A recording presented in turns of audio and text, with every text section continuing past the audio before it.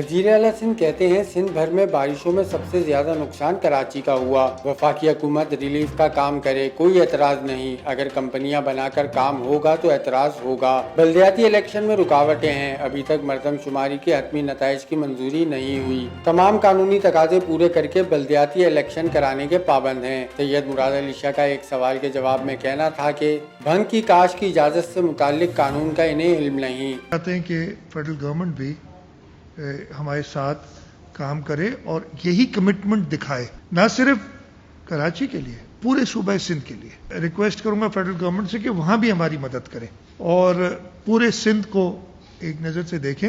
Latest census notified जो है वो 1998 का है। अब 1998 के सेंसस पे तो मैं इंतखाबात नहीं कराना चाहूंगा। मैं चाहूंगा कम से कम जो 2017 वाला सेंसस है वो नोटिफाई हो जाए। हेम्प इस्तेमाल होती है शायद दवाइयां बनाने में या क्या जो भी होता है, अगर पॉजिटिव, मुझे नहीं इसकी डिटेल पता। सिंध हुकूमत ने महकमा मेहनत के तहत Sindh social employees security institution से रजिस्टर्ड मजदूरों को बेनजीर मजदूर कार्ड के इजरा के मुआहदे पर दस्तखत कर दिए। वजीर मेहनत सईद गनी कहते हैं 18वीं तरमीम के बाद मजदूरों की फलाह के लिए पॉलिसी दी। ये मंसूबा मजदूरों को हक फराहम करने में अहम कदम साबित होगा। जो benefits social security, worker welfare board या EOPI के तहत मजदूरों को मिलते हैं, उन तमाम सहूलियात और फैसिलिटीज़ का हकदार वो शख्स भी होगा जो कहीं मुलाजमत नहीं करता होगा, खुद अपना काम करता होगा।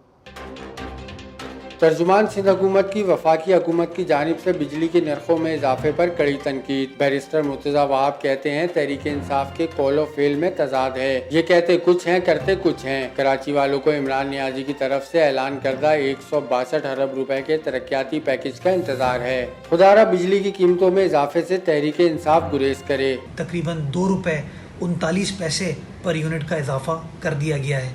क्या यह है वो खुशगवार तब्दीली जिसके लिए कराची वालों से PTI ने वोट लिया था? क्या यह है वो तब्दीली जिसके लिए वज़ीर आज़म पाकिस्तान गुलशन इकबाल कराची से इलेक्ट हुए थे?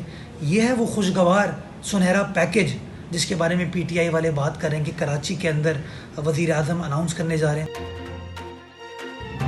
वजीर इत्तलाक पंजाब कहते हैं हमें उम्मीद थी शहबाज शरीफ बिलावल हाउस जाकर आसिफ अली जरदारी से करप्शन पर बात पुरस करेंगे। कराची के आवाम से इज़हार यकजहती के बजाय उन्होंने नैब के खिलाफ ही प्रेस कॉन्फ्रेंस कर डाली। फैयाजुल हसन चौहान कहते हैं एहतसाब से बचने के लिए गैर मुत्तहिद अपोजिशन की मुलाकात और नैब के मुखालिफ प्रेस कॉन्फ्रेंस काबिल मुजम्मत है।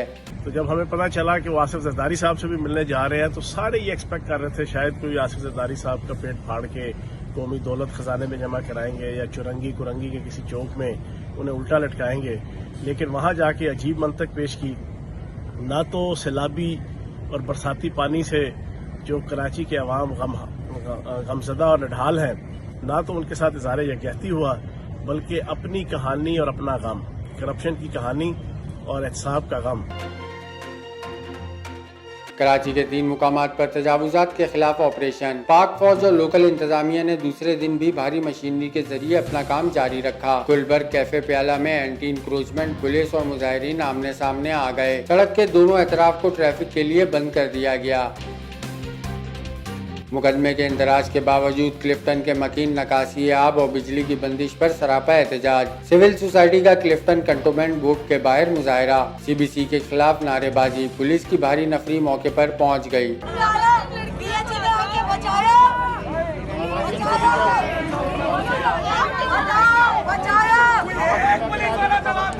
तुम्हारे घर पे आया कोई? बचाया अपने घर वालों को। कराची के किमाड़ी ऑयल टर्मिनल में निजी कंपनी के पेट्रोल यूनिट में आग लगने से 2 मजदूर झुलसकर जिंदगी की बाजी हार गए। जांबाग अफराद की शनाख्त 24 साला शाहिद और 46 साला सोहेल मोहम्मद के नाम से हो गई। आग से 4 अफराद झुलस भी गए। KPT पाक बहरिया और KMC फायर ब्रिगेड की 10 गाड़ियों के अमले ने आग पर काबू पा लिया।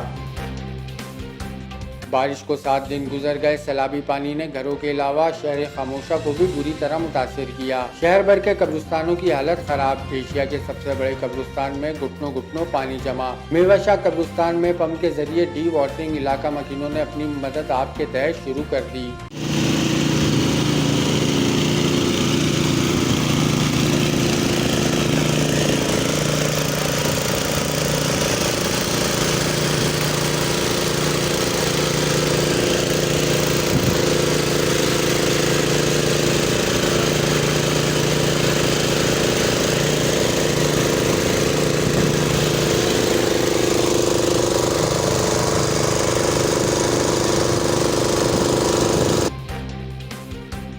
दिन दहाड़े कोरंगी नंबर 6 में मोटरसाइकिल सवार का कत्ल। पुलिस की जानिब से वारदात को डकैती मुज़ाहमत करार देने की कोशिश। फुटेज ने सब कुछ खोल कर रख दिया। फुटेज में मोटरसाइकिल सवार को शहरी पर फायरिंग करते हुए देखा जा सकता है। मुलजिम ने शहरी को 2 गोलियां मारी और मोबाइल फोन छीन कर फरार हुए। कैप पहने नौजवान को मकतूल से बातचीत करते हुए और फुटेज में बआसानी पहचाना जा सकता है।